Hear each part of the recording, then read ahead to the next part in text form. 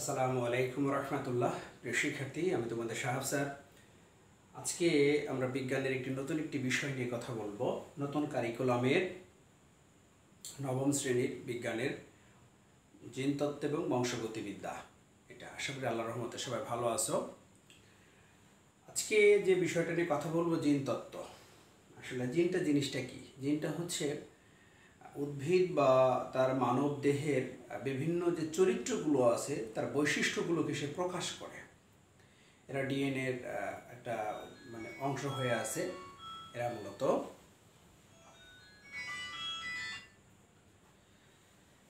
ডিএনএর অংশ হয়ে আছে। দেখো তো তোমরা নিশ্চয়ই জানো যে জিনতত্ত্ব বা বংশগতিবিদ্যার জনক হিসেবে আমরা গের্গর জোহান ম্যান্ডেলকে তার জনক বলে থাকি। তো গের্গর জোহান ম্যান্ডেল যখন এই বিষয়গুলো নিয়ে উনি ওনার পরীক্ষা নিরীক্ষা করেন, তো তার পরবর্তী সময়ে এসে আরও অনেক বিজ্ঞানীরাই পরীক্ষা নিরীক্ষা করে তার যে পরীক্ষা নিরীক্ষা করা যে ধর্মগুলো বা প্রমাণিত যে বিষয়গুলো ছিল তার প্রমাণ পেয়েছিলেন তারা। তো গের্গর জোহান ম্যান্ডেল যখন জিনের ব্যাপারগুলো নিয়ে কথা বললেন, তখন পরীক্ষার জন্য মটরশুঁটি গাছকে বেছে নিলেন। এখন এই মটরশুঁটি গাছকে বেছে নেওয়ার কারণটা কি? আসলে মটরশুঁটি গাছের ভিতরে কী এমন আছে দেখো। তো মটরশুঁটি গাছকে বেছে নেওয়ার মূল কারণটা ছিল হলো এটা এক বর্ষজীবী, অর্থাৎ 1 বছর পর্যন্ত এরা বেঁচে থাকে। তারপরে হচ্ছে পরনিষেক এখানে ঘটে না, উভলিঙ্গ। তারপরে হচ্ছে এর চরিত্রগুলো পরিষ্কার দেখা যায়। এর একটি চরিত্র থেকে যখন অপত্য কোনো কোষ তৈরি করে তখন তাদের চরিত্রগুলোকে খুব পরিষ্কারভাবে আমরা দেখতে পাই। যদি আমরা একটু বলি, দেখো নতুন কারিকুলামের যে বইটা তোমরা পড়বা, সেখানে বলা আছে মটরশুঁটি গাছকে বেছে নেওয়ার জন্য 1856 সালে তার গবেষণাটা উনি শুরু করেন এবং মটরশুঁটি গাছকে নির্বাচন করেন। তার কারণ কি ছিল? মটরশুঁটি গাছ 1 বর্ষজীবী হওয়ায় খুব কম সময়ে তার মধ্যে সংকরায়ন ঘটে, পরীক্ষার ফল পাওয়া যায়। উভলিঙ্গ, এটা উদ্ভিদ মূলত। তো স্বপরাগায়নের মাধ্যমে যৌন প্রজনন সম্পন্ন করে। ফুলগুলোর আকার অনেক বড় হয় যাতে মটরশুঁটি গাছ যদি সহজেই সংকরায়ন ঘটাতে পারে।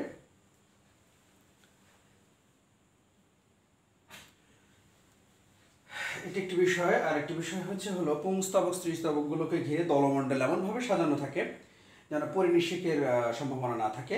বৈশিষ্ট্যগুলো খাঁটি বা বিশুদ্ধ অবস্থায় পাওয়া যায়। সুস্পষ্টতার তুলনামূলক বিপরীত বৈশিষ্ট্যগুলো বোঝা যায়। তারপরে হচ্ছে সংকরণের ফলে সৃষ্ট বংশধরগুলো উর্বর প্রকৃতির হয় এবং নিয়মিত বংশবৃদ্ধি করতে পারে। অর্থাৎ সকল বৈশিষ্ট্যগুলোর উপর ভিত্তি করে উনি মটরশুঁটি গাছকে একদম সঠিক বা উনি পরীক্ষা নিরীক্ষা করার জন্য তাকে নির্বাচন করলেন যে এই গাছটা নিয়ে আমি কাজ করব, যেটা উদ্ভিদের ক্ষেত্রে যে যতগুলো মেকানিজম আছে পরাগায়ন সংক্রান্ত সকল মেকানিজমগুলোকে ফুলফিল করবে। ওকে, তো ম্যান্ডেলিভ তো তোমরা নিশ্চয়ই জানো শিখ প্রজাতন্ত্রবাসী একজন ধর্মযাজক ছিলেন। সরি, ম্যান্ডেল বিভিন্ন উৎস থেকে 34 ধরনের এরকম মটরশুঁটি গাছকে উনি সংগ্রহ করছিলেন তার আশ্রম বা যেখানে উনি ধর্মচর্চার কাজ করতেন। প্রায় 1 বছর বিভিন্ন ধরনের বীজের বৈশিষ্ট্য বিশুদ্ধতা পরীক্ষা নিরীক্ষা করেন।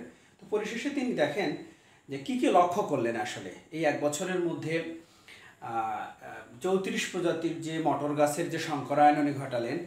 তো কী কী উনি দেখতে পাচ্ছেন? তো দেখতে পাচ্ছেন যে তার ফুলের যে কাণ্ডের দৈর্ঘ্যগুলো কেমন হতে পারে মটরশুঁটি গাছের, ফুলের অবস্থান, ফুলের রং, ফুলের বর্ণ, ফলের আকৃতি, বীজের বর্ণ, বীজের আকৃতি, এই 7টা বৈশিষ্ট্য নিয়ে উনি চেক করলেন। প্রত্যেকটি বৈশিষ্ট্যের 2টো করে লক্ষণ থাকে। তোমরা নিশ্চয়ই জানো যে কাণ্ডর দৈর্ঘ্য যদি বলি, দৈর্ঘ্য বড় হতে পারে, ছোট হতে পারে। বীজ বলি, বীজের আকার ছোট হতে পারে, বড় হতে পারে। বীজের বর্ণ যদি বলি, লাল অথবা সবুজ বা বেগুনি সামাও এরকম কোনো কিছু হতে পারে। অর্থাৎ 2টো লক্ষণ এখানে প্রকাশ পাবে, অর্থাৎ যেটাকে আমরা বিপরীত লক্ষণ বলছি। একটা বড় হলে আর একটা ছোট, একটা কালো হলে একটা লাল, একটা সবুজ হলে একটা হলুদ, একটা গোল হলে একটা লম্বা, এরকম ধরনের কিছু বিপরীত বৈশিষ্ট্য উনি দেখতে পান। তো উনি শুধুমাত্র তার মেন্ডেলিফের যে প্রথম সূত্র ছিল, যেটাকে পৃথকীকরণ সূত্র বলা হয়, উনি কাণ্ডের দৈর্ঘ্য নিয়ে উনি কাজ করছিলেন। কার দৈর্ঘ্য? কাণ্ডের দৈর্ঘ্য। প্রত্যেকটা বৈশিষ্ট্যের জন্য 2টো করে জিন থাকে। আর এই 2টো করে জিনের আমরা যেটা বলি যে জিনের এই যে 2টি প্রতিরূপ থাকে, অর্থাৎ একটা ছোট একটা বড়, এটাকে অ্যালিল বলা হয়। তো ডিপ্লয়েড জীবের 2টো অ্যালিল থাকে, এরা একরকম হতে পারে, ভিন্ন হতে পারে। আবার যদি দুটি এলিল একই রকম হয় তখন তাকে হোমোজাইগাস, ভিন্ন হলে হেটারোজাইগাস। আচ্ছা, আমরা এখানে আসবো, দেখাবো কোনো নির্দিষ্ট জীবের অ্যালিলগুলোকে তার জিনোটাইপ এবং দৃশ্যমান বাহ্যিক বৈশিষ্ট্যগুলোকে তার ফিনোটাইপ বলা হয়। তো দেখো আমরা বিষয়টা নিয়ে একটু কথা বলি। শিক্ষার্থী, আমরা এখানে বলছি তার প্রথম সূত্রে পৃথকীকরণ সূত্র বলা হয় মেন্ডেলিফের। তো প্রথম সূত্রে শুধু একটা বৈশিষ্ট্য নিয়ে কাজ করা হয়েছে, তাহলে একটা বৈশিষ্ট্যের জন্য দুটো জিনোটাইপ পাবো আমরা, তুমি নিশ্চয় জানো। আর যদি দুটি বৈশিষ্ট্য হয় তাহলে চারটে জিনোটাইপ পাবো। আমরা দ্বিতীয় সূত্র ইনশাল্লাহ দেখার চেষ্টা করব। তো দেখো এখন যেটা মূল বিষয় দাঁড়াচ্ছে, তার ফিনোটাইপটাকে আমি কি নিয়ে কাজ করব। দেখো এখানে বিশুদ্ধ লম্বা, অর্থাৎ বিশুদ্ধ মানে কি এখানে শুধু লম্বা আর এখানে শুধুই খাটো হবে। আমরা এই যে একটা চিহ্ন দিছি, গোল দাগ দিয়ে দেখো অ্যারো চিহ্ন দিয়েছি, এটাকে পরাগ বোঝানো হয়েছে, অর্থাৎ বিপরীত বৈশিষ্ট্যকে বোঝানো হয় এই আর কি। আর এটার প্লাস দিয়ে আবার এটা লম্বা এটা খাটো, তার উল্টাটাকে বোঝানো হয়েছে এই আর কি। এবার আমরা জিনোটাইপ কি পাচ্ছি, টি আর টি পাচ্ছি, আর এখানে ছোট টি। এই বড়টি দ্বারা বোঝাচ্ছে শুধু লম্বা এরা, এর মধ্যে কোনো খাটো কেউ নাই। আর দুইটা ছোট টি দিয়ে বোঝানো হয়েছে সবাই এখানে খাটো। তো এদের মধ্যে যখন সংকরায়ন হবে, প্রথম বংশধর সৃষ্টি হবে। দেখো একটা টিকে নেব আর তার সাথে দুটা টি আসবে, তাহলে টি টি টি টি আসলো। আবার এখান থেকে একটা টিকে নেব, দুইটা টি আসবে, টি টি টি টি। এখানে দেখো একটা বড় টি একটা ছোট টি। প্রিয় শিক্ষার্থী, এখানে দেখার বিষয়, বড়টিটাকে বলা হচ্ছে প্রকট বৈশিষ্ট্য মানে লম্বা, আর ছোটটিকে বলা হচ্ছে প্রচ্ছন্ন মানে খাটো। অর্থাৎ যেটার বৈশিষ্ট্য বেশি প্রকাশ পাবে সে প্রথমে বসবে, আর যেটার বৈশিষ্ট্য কম প্রকাশ পাবে সে শেষে বসবে। তাহলে বলতে এখানে দেখো সবাই লম্বা, কেন সবার মধ্যে দেখো টি আছে, টি মানে তো লম্বা, আর এটাই হচ্ছে প্রকট বৈশিষ্ট্য। ওকে, এবার দ্বিতীয় প্রজন্মে যখন আমি যাব, এরা আবার পুনরায় এদের মধ্যে সংকরায়ন ঘটায় কি করবে। তো দেখো আমি প্রথমে লিখছি যে সংকরায়ন লম্বা, সংকরায়ন লম্বা, আমরা দুটোকে ভিন্ন ধরে নিলাম এটা, অর্থাৎ এই দুটোর মধ্যে টিটির মধ্যে একটা বড়টি একটা ছোটটি, বড়টি ছোটটি। আচ্ছা, অর্থাৎ একটা আমরা যেটাকে বলি শুক্রাণু বা ডিম্বাণু যেমন মিলিত হয়ে যায় সে প্রক্রিয়া সম্পূর্ণ, এখানেও ঠিক ওই রকমটাই ঘটনাটা ঘটে থাকে, মূলত বিপরীত ধর্ম, এটা যা হবে এটা তার উল্টা। এখানে সমধর্মী ছিল দেখো জিনোটাইপ টিটি টিটি। এখন দ্বিতীয় প্রজন্মে গিয়ে এই যে বংশধরগুলো এরা সবাই লম্বা কিন্তু কিন্তু খাটো টিটি ছিল, অর্থাৎ বাহক হিসেবে ছিল এই টিটি, কিন্তু তার চরিত্রটা কি প্রচ্ছন্ন হওয়ার কারণে পরিষ্কারভাবে দেখা যায় না এই প্রথম প্রজন্মে। আমরা সেকেন্ড জেনারেশনে গিয়ে যেটা দেখব যে এই মানে বৈশিষ্ট্যগুলো সেকেন্ড জেনারেশনে আসলে কীভাবে প্রকাশ করে। তার জিনোটাইপ টিটি টিটি, এরা কিন্তু এই টি আর টি সংকর, কারণ প্রথম ধাপ থেকে আসছে এরা। ওকে, তাহলে এই টির সাথে যদি একটা টি নেই তাহলে দুটো বড় টি হয়, বড় টি মানে কি বিশুদ্ধ লম্বা। আবার এই টির সাথে টি নিলে একটা বড় টি একটা ছোট টি, অর্থাৎ এখানে একটা বাহক রয়ে যাচ্ছে, ছোটর একটা বাহক থাকতেছে। আবার এখান থেকে টির সাথে বড় টি নিলে একটা টি টি, আর এই টি নিলে দুইটা টি। দেখো এই তিনটার মধ্যে বড় টি আছে, তাহলে এই তিনটার মধ্যে বড় টি মান হচ্ছে তিনটা হবে হচ্ছে লম্বা, আর একটা আছে ছোট টি, দুটো মানে দুটো ছোট টি আছে, তার মানে শরীর সম্পূর্ণভাবে সে হচ্ছে খাটো। তাহলে 3:1 অনুপাতে আমরা এখানে তাদের সেকেন্ড জেনারেশন বা দ্বিতীয় প্রজন্মের মধ্যে যে বংশধরগুলো পাবো, তাদের তিনজনের মধ্যে পাবো হচ্ছে লম্বা, আর একজনকে পাবো হচ্ছে আমরা খাটো। তার মধ্যে বিশুদ্ধ একজন লম্বা পাবো, আর দুইজন পাবো হচ্ছে লম্বা কিন্তু খাটোর বাহক তার মধ্যে লুকিয়ে আছে, আর একজন সম্পূর্ণ খাটো হবে। এটা যেহেতু একটি মাত্র বৈশিষ্ট্য নিয়ে আলোচনা করে সেই জন্য এটাকে নাম দেওয়া হয়েছে মোনোহাইডিক ক্রস, মোনোহাইডিক ক্রস। তো প্রিয় শিক্ষার্থী, এখন আমরা চলে যাবো হচ্ছে মেন্ডেলিফের দ্বিতীয় সূত্রে। তাহলে ডাইহাইডিক ক্রসে আসলে কেমন হয়, আমরা তখন দুটো করে বৈশিষ্ট্যের তুলনা করব। দেখো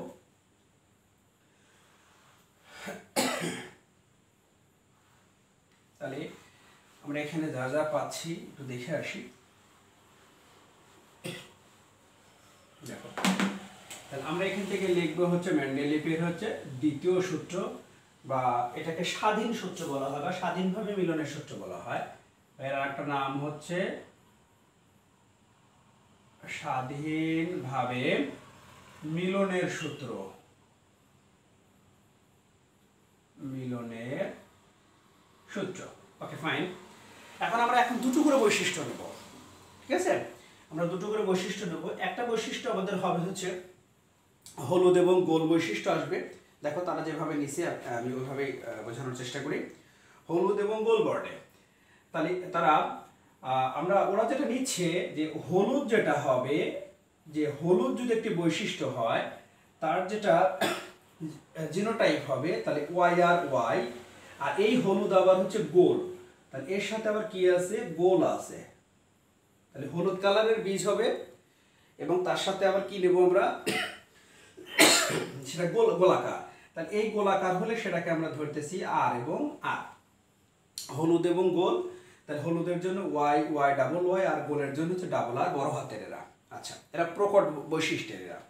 এবার প্রচ্ছন্ন বৈশিষ্ট্যের যে জিনোটাইপগুলো আসতেছে সবুজ এবং কুঞ্চিত মানে খাটো, তাহলে সবুজ এটা যদি আমরা খাটো বলি বা কুঞ্চিত বলি, খাটো প্লাস হচ্ছে কত, সবুজ। দেখো তাহলে সবুজের জন্য আমরা পাচ্ছি হচ্ছে ছোট হাতের Y, যেহেতু বর্ণের সাথে বর্ণ, আগে বর্ণ নিচে ছোট, আর খাটোর জন্য আমি পাবো হচ্ছে ছোট হাতের আর, ছোট হাতের আর। তাহলে এরা হচ্ছে এই জিনোটাইপ নিয়ে আমরা দুটো করে ক্যারেক্টারের মধ্যে আছে। এটা আগেরটা আমরা দেখছিলাম একটা বৈশিষ্ট্য নিয়ে, আর এখন আমরা এই সংকরায়নগুলো করব হচ্ছে আমরা দুটো বৈশিষ্ট্য নিয়ে। তাহলে এখন যদি আমরা দেখি আমার ফিনোটাইপ যদি হয় তাহলে আমি এখান থেকে কি পাবো, যে হলুদ, যেটাকে বলে হলুদ ও গোল, হলুদ ও গোল যেটাকে আমরা বলতেছি, এটা প্রথম বৈশিষ্ট্য। আর একটা পাবো হচ্ছে আমরা নিচের দিকে প্লাস, যেটা দেখাচ্ছি, এটাকে পাবো হচ্ছে আমরা সবুজ ও খাটো বা কুঞ্চিত। তোমাদের বইয়ের মধ্যে কুঞ্চিত বা খাটো লেখা আছে, দেখো, অর্থাৎ এটা হচ্ছে হলুদ বর্ণ, গোল বীজটা হবে, আর সবুজ বর্ণ এবং খাটো হবে। তাহলে এর জিনোটাইপটা কি পাচ্ছি, তাহলে Y এবং আর, আর এটাটা পাচ্ছি ছোট হাতের Y এবং ছোট হাতের আর, এভাবে পাচ্ছি আমরা। আচ্ছা, এখন এই দুটো বীজ পরস্পরের সাথে স্বপরাগায়িত হবে, এরা নিজেরাই স্বপরাগায়িত হবে। হওয়ার পরে এখান থেকে যে প্রথম বংশধরটা আমি পাবো, একটা বংশধর, দেখো এই Y কে যদি নেই Y এর সাথে যায় তাহলে প্রথমে কি পাবো, Y এর সাথে একটা ছোট Y, আবার যদি আর নেই তাহলে একটা হচ্ছে আর পাবো, তাহলে এখানে কি পাবো, আর এবং আর। এই যে একটা জিনোটাইপ পাবো, এই যে জিনোটাইপ, এই কয়টা গাছের, এই গাছের আর এই গাছের সংকরায়নের ফলে এই দুইজন থেকে এই জিনোটাইপটা আমার তৈরি হলো মনে করো। তো এই যে অপত্য পাওয়া যাচ্ছে তার F1 বংশধরের যে জিনোটাইপ হবে, এই প্রথম যে F1টা, এই জিনোটাইপটা হবে বড় Y, ছোট Y, বড় আর এবং ছোট আর। এরকম জিনোটাইপ আর অনেকগুলো পাবো, সবগুলোর মধ্যে এই একই টাইপের জিনোটাইপ আসবে, সেম জিনোটাইপ এরকম আসবে আরো। যেহেতু হলুদ বর্ণের জন্য আমরা কি ধরছি, Y ও গোলাকারের জন্য আর অ্যালিল, সবুজের জন্য ছোট Y আর কুঞ্চিত বা খাটোর জন্য ছোট আর, অ্যালিলের বর্ণের অ্যালিল উপর প্রকট, তাই F1 বংশধরের সবকটি গাছের বীজ হবে গোলা আকৃতি হলুদ বর্ণের। দেখো এর মধ্যে কি কি ঢুকছে, ওয়াইটা হচ্ছে কি হলুদ আর আরটা হচ্ছে গোলাকার, আর এই ওয়াই আর এই আর ছোট, তার মানে এরা হচ্ছে প্রচ্ছন্ন বৈশিষ্ট্য। তাহলে প্রকাশ পাবে কার, প্রকটেরটা, তাহলে এরা হবে হলুদ এবং গোলাকার। যত রকমের এখানে বংশধর আসতো তাহলে প্রত্যেকেই হলুদ এবং গোলাকার হতো। কি হতো, হলুদ ও গোলাকার, গোলাকার এরকম আসতো। এবার আমরা পরবর্তী বংশধরের মধ্যে যেটা দেবো, F2 বংশধর আমরা যেটাকে বলি, দেখো কি হচ্ছে তাহলে। F2 বংশধরের ক্ষেত্রে আমরা একটা ছক আঁকাবো, খুব ভালো করে খেয়াল করো সবাই।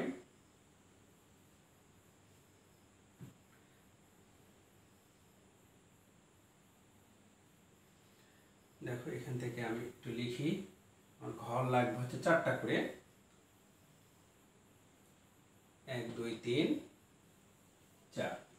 আমরা এই পাশে কি রাখবো হচ্ছে ডিম, এই পাশের যে ঘরটা থাকবে আমরা এখান থেকে লিখবো, যেটা এখান থেকে ভাগ করি 4টা, এই পাশে থাকবে হচ্ছে ডিম্বাণু, আমরা কি লিখবো, ডিম্বাণু। এই পাশে, এই পাশে থাকবে ডিম্বাণু, আর এই পাশে থাকবে হচ্ছে এই পাশে থাকবে হলো তোমার, এখান থেকে যদি এটা ভাগ করে দিই আমরা তাহলে এখান থেকে লিখতে পারবো, তাহলে এই পাশে থাকবে হচ্ছে হলো পরাগ রেণু বা পরাগ যাই বলি আমরা, এক পাশে ডিম্বাণু আর পাশে পরাগ। এখন এটাকে প্রকাশ করতেছি আমরা কিভাবে, ডিম্বাণুকে আমরা প্লাস চিহ্ন দিয়ে প্রকাশ করি, এইভাবে লিখে নিচের দিকে প্লাস, আর পরাগকে আমরা ওইভাবে গোল লিখে উপরের দিকে তীর চিহ্ন, উপরের দিকে তীর, আসলে এরকম করে তীর বোঝাবে। ওকে, এখন দেখো এই টাইপের যে বংশধরগুলো পেলাম এদের মধ্যে কি কি ক্যারেক্টারগুলো ছিল এখান থেকে যেটা পাচ্ছি, অর্থাৎ F1 বংশধরের যে বড় ওয়াই ছোট ওয়াই, বড় ওয়াই ছোট ওয়াই, বড় আর ছোট আর, যে F1 বংশধর হলো যে জিনোটাইপ পেলাম তার পুং ও স্ত্রী জনন কোষ হতে পারে, অর্থাৎ পুং কোষগুলো কি হতে পারে, স্ত্রী কোষগুলো কি হতে পারে, সেটাগুলো নিয়ে আমরা একটু লেখার চেষ্টা করব। দেখো ভালো করে খেয়াল করো, 1 2 3 4 এরকম, আমরা ওই দিকে আর না দিই, এই পর্যন্ত আমাদের শখ থাক। দেখো আমরা যেটা লিখতে চাচ্ছি, দেখো বড় হাতের ওয়াই ছোট হাতের ওয়াই, খুব ভালো করে খেয়াল করবা, চারটা এখান থেকে আমাদের পুং বা স্ত্রী জনন কোষ হতে পারে চারটা। এই যে জিনোটা মানে F1 বংশধর যে হলো হলুদ এবং গোলাকার, তাদের মধ্য থেকে তাহলে ওয়াই, আচ্ছা এখানে বড় হাতের আর একটা, তারপরে আসতে পারে হচ্ছে ওয়াই ছোট হাতের আর, ওয়াই ছোট হাতের আর, তারপরে আসতে পারে হচ্ছে ওয়াই বড় হাতের আর এবং ওয়াই ছোট ওয়াই এবং ছোট আর। দেখো একইভাবে এখানে আসতে পারে হচ্ছে কত, ওয়াই বড় হাতের আর, বড় হাতের ওয়াই ছোট হাতের আর, তারপরে ছোট হাতের ওয়াই বড় হাতের আর, ছোট হাতের ওয়াই ছোট হাতের আর। দেখো শিক্ষার্থী, এখন এই রকম ধরনের অর্থাৎ পুং বা স্ত্রী জনন কোষ এগুলো 4 রকমের আমরা পেতে পারি, অর্থাৎ প্রথম বংশধরের থেকে এরকম কিন্তু 4টা আছে, এরকম আমরা প্রায় 16টা পাবো, 4টার সাথে 4টা আসলে একই বৈশিষ্ট্যের। আচ্ছা এখন পরবর্তী বংশধরে গিয়ে তাদের মধ্যে আমরা এই 4 ধরনের পুং বা স্ত্রী জনন কোষ পেতে পারি। তাহলে কি বৈশিষ্ট্যগুলো তার ধারণ করে দেখো, তাহলে প্রথম দেখো এইটা দিয়ে আমি 4টাকে গুণ করব, এই প্রথম এই ঘরটা দিয়ে 4টাকে গুণ করব, তাহলে কি দেখো এখানে কি কি আসে, ওয়াই ওয়াই আর এবং আর এটা আসে। আবার এখানে কি আসে যে ওয়াই ওয়াই, দেখো তো এখানে ওয়াই ওয়াই বড় হাতের আর ছোট হাতের আর, এখানে কি আসে দেখো তো ওয়াই ওয়াই আর আর, তাহলে এটার সাথে যদি এটা গুণ করি তাহলে এখানে কি ওয়াই ওয়াই ছোট হাতের ওয়াই, তারপরে এখানে একটা বড় হাতের আর, এখানে একটা বড় হাতের আর, এখানে জাস্ট গুণন করার মতো যে বিষয়গুলো, তাহলে ওয়াই আর এবং ওয়াই আর, তাহলে এখান থেকে আমি কি পাচ্ছি, বড় হাতের ওয়াই ছোট হাতের ওয়াই, তারপরে বড় হাতের আর ছোট হাতের আর, এটা প্রথমটার কাজ কমপ্লিট। এরপরে এটার সাথে যদি এইটা আবার এই ঘরের সাথে আবার এই ঘরটা শুরু করব, তাহলে এখান থেকে কি পাচ্ছি, ওয়াই ওয়াই আর এবং ছোট হাতের আর প্রথম ঘর, তারপর হচ্ছে এখান থেকে কত ওয়াই ওয়াই ছোট হাতের আর ছোট হাতের আর। আচ্ছা এরপর হচ্ছে ওয়াই ওয়াই, অর্থাৎ এই যেখান থেকে আসতেছে, তাহলে এই ওয়াইয়ের সাথে ছোট হাতের ওয়াই গেল, বড় হাতের আর এর সাথে ছোট হাতের আর, তাহলে এখান থেকে কত আসতেছে, ওয়াইয়ের সাথে ওয়াই গেল, আর এখান থেকে পাবো আর এর সাথে আর, তাহলে ওয়াই ওয়াই আর আর। আচ্ছা এবার এই ঘরের সাথে নেব, তাহলে এটার সাথে এই ঘর নিলে কি দাঁড়াচ্ছে দেখো তো, বড় ওয়াই ছোট ওয়াই বড় আর ছোট আর, এটা গেল। এখানে আসতেছে হচ্ছে কত, ওয়াই ছোট হাতের ওয়াই আর এবং আর, তাহলে আর বড় আর ছোট আর, তারপর এটার সাথে যদি এটা নেই তাহলে দেখো দুটো ওয়াই আসে প্রথমে, তারপর পরে আসবে দুটো আর, এটার সাথে যদি এটা নেই তাহলে প্রথমে পাওয়া হচ্ছে ওয়াই এবং ওয়াই, পরে হচ্ছে কত বড় আর ছোট আর, ওয়াই ওয়াই বড় আর ছোট আর। আচ্ছা এবার লাস্ট একটা নিয়ে যদি আমরা চিন্তা করি, দেখো আমরা এই ঘরগুলোকে একটু মার্ক করে নেব, এরকম করে একটু মার্ক করে নেব বক্স করে। দেখো এইটার সাথে এখন এটা কি করব, তাহলে এখানে কত আসতেছে, বড় হাতের ওয়াই ছোট হাতের ওয়াই, তারপর হচ্ছে বড় হাতের আর ছোট হাতের আর, এটার সাথে এখন এটা গেলে কি হয় দেখো তো, বড় হাতের ওয়াই ছোট হাতের ওয়াই, তারপর ছোট হাতের আর ছোট হাতের আর, এইটার সাথে এটা গেলে কি কি পাচ্ছি আমরা, ওয়াই ওয়াই বড় আর ছোট আর, এটার সাথে এটা গেলে এইটা গেলে কি পাবো, ওয়াই ওয়াই আর আর। তো শিক্ষার্থী লক্ষ্য করো, আমরা এখানে যেটা বোঝার চেষ্টা করতেছি, দেখো যে আমাদের বৈশিষ্ট্যগুলো কি প্রথমে আসছে আমি একটু বোঝানোর জন্য বলতেছি, তাহলে ওয়াই ওয়াই আর এবং আর, এটা একটা আসছে, তারপরে আসছে ওয়াই, ওয়াই বড় আর, এটা ছোট আর। এরপরে আসছে হলো বড় ওয়াই ছোট ওয়াই, তারপরে হলো আর এবং আর। তারপরে আসছে হলো তোমার বড় ওয়াই ছোট ওয়াই, বড় আর ছোট আর। শিক্ষার্থী দেখো, আমরা বলছিলাম যে প্রকট এবং প্রচ্ছন্ন বৈশিষ্ট্য। যারা প্রকট বৈশিষ্ট্যের মধ্যে ছিল হলুদ এবং গোলাকার, আর প্রচ্ছন্ন বৈশিষ্ট্য মানে খাটো, অন্য মানে সবুজ এবং কুঞ্চিত আকার, কুঞ্চিত বা খাটো। ছোট দুটো ওয়াই ছোট দুইটা আর, ছোট দুটো ওয়াই ছিল সবুজ বর্ণের জন্য, ছোট দুটো আর ছিল খাটো বর্ণের জন্য।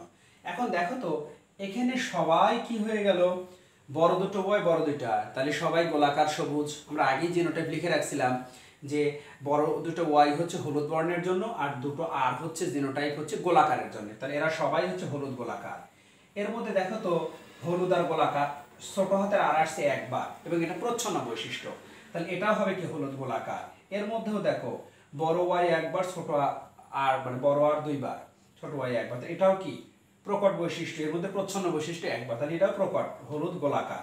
এর মধ্যেও দেখো ওয়াই আগে বড়টা আসছে সবুজ বর্ণ, আর হচ্ছে গোলাকার, অর্থাৎ এদের বৈশিষ্ট্যগুলো কি হচ্ছে প্রকট, অর্থাৎ হলুদ এবং গোলাকার দেখাচ্ছে।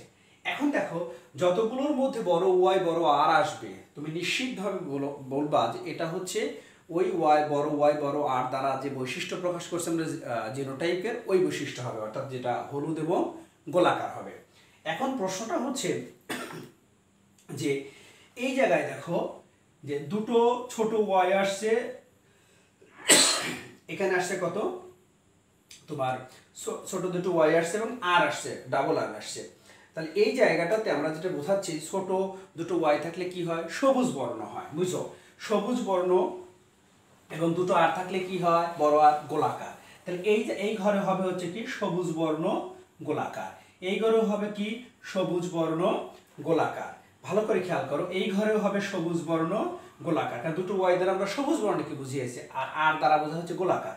আর এখানে দেখো সবুজ বর্ণ এবং কি কুঞ্চিত, কারণ এই একটা জায়গাতে দুটো ওয়াই ছোট হাতের এবং দুটো আরও ছোট হাতের, তাহলে এটাকে বোঝা হচ্ছে সবুজ ও কুঞ্চিত, সবুজ ও কুঞ্চিত। তাহলে প্রিয় শিক্ষার্থী খুব ভালোভাবে খেয়াল করো, শুধু একবার আসছে হচ্ছে কি সবুজ এবং কুঞ্চিত, খেয়াল করো। আর দেখো এখানেও হলুদ গোলাকার, এখানেও হলুদ গোলাকার, হলুদ গোলাকার, হলুদ গোলাকার, এখানে হলুদ গোলাকার, হলুদ গোলাকার, এখানে হলুদ গোলাকার। এরপরে দেখো এখানে হচ্ছে হলুদ, এখানে হলুদ এবং দুটো আর আসছে, দুটো আর থাকলে কি হয়, আমরা খাটো বা কুঞ্চিতের কথা বলছি। এখানে হলুদ ঠিক, কিন্তু সেটা হবে কুঞ্চিত বা খাটো, দুটো আর একসাথে আসছে। এরপরে দেখো বড় ওয়াই বড় আর হলুদ গোলাকার, বড় ওয়াই বড় আর আসছে এর মধ্যে হলুদ গোলাকার। এখানে দেখো দুটো ওয়াই আসছে, তাহলে এটা সবুজ গোলাকার, এটা হবে সবুজ গোলাকার, এটাও হচ্ছে সবুজ গোলাকার, এখানে হলুদ গোলাকার, এখানে হলুদ এবং কি বলছে কুঞ্চিত, হলুদ এবং কুঞ্চিত, দুটো ডাবল আর আসছে। আচ্ছা, এখানে হলুদ এবং গোলাকার, আর এখানে দুটোই হচ্ছে সবুজ কুঞ্চিত। তাহলে দেখো 1 2 3 4 5 6 7 8 ওয়াই ওয়াই আর, এখানে একটা হবে তোমার হলুদ এবং কুঞ্চিত, কারণ দুটো আর আসছে, ওয়াই ওয়াই থাকলে হলুদ, বড় ওয়াই থাকলে আর ছোট আর থাকলে কুঞ্চিত, এটা হলুদ কুঞ্চিত।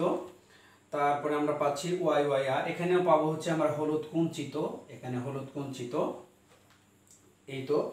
তারপর হচ্ছে হলুদ কুঞ্চিত ওয়াই, তাহলে এখন এরকম 9টা পাবো, দেখো হলুদের সাথে। তাহলে 1 2 3 4 5 6 7 8, আমরা একটু দেখে নেই গোলাকার গুলো কারা কারা হচ্ছে। দেখো বড় এখান থেকে, এটা আমরা নেব না, এটা পুরোটা গোলাকার হবে না, এটা কুঞ্চিত হবে, এটা কুঞ্চিত হবে, এটাও কুঞ্চিত হবে, কিন্তু দুটো আর আসছে, দেখো ওয়াই আর আসছে এটা।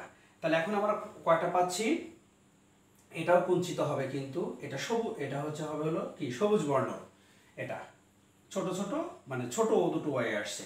তার মানে প্রথমে আমি কয়টা পাচ্ছি, 1 2 3 4টা, পরে পাচ্ছি 2টা, 6টা। এরপরে পাচ্ছি হচ্ছে আমরা কোনটা 1 2 3, অর্থাৎ পরের হচ্ছে পাচ্ছি আমরা 3টা।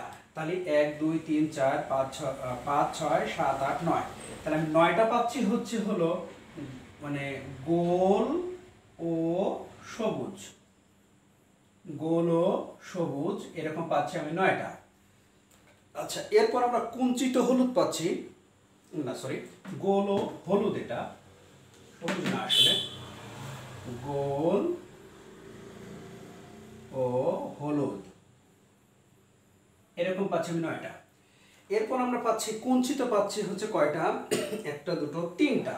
দেখো এখানে আর আর আছে, এটা একটা কুঞ্চিত, এটা হবে আর আর থাকলে কুঞ্চিত, আর আর থাকলে কুঞ্চিত, আর আর থাকলে কুঞ্চিত।